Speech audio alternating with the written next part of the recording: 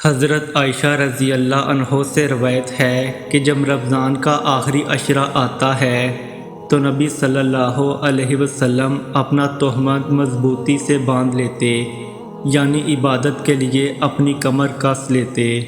اور ان راتوں میں آپ صلی اللہ علیہ وسلم خود بھی جاگتے اور اپنے گھر والوں کو بھی جگایا کرتے تھے۔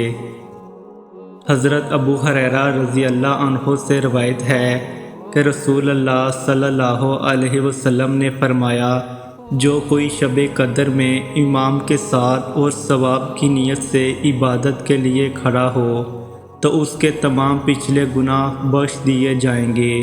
اور جس نے رمضان میں ایمان اور ثواب کی نیت کے ساتھ روزے رکھے اس کے پچھلے تمام گناہ معاف ہو جائیں گے۔ حضرت عائشہ رضی اللہ عنہ سے روایت ہے کہ رسول صلی اللہ علیہ وسلم نے فرمایا، شب قدر رمضان کی آخری عشرے کی طاق راتوں میں تلاش کرو۔ حضرت عائشہ رضی اللہ عنہ سے روایت ہے کہ میں نے رسول اکرم صلی اللہ علیہ وسلم سے پوچھا، اللہ کے رسول، اگر مجھے شب قدر کا پتہ چل جائے تو میں اس رات میں کیا دعا مانگوں؟ حضور اکرم صلی اللہ علیہ وسلم نے یہ دعا بتائی،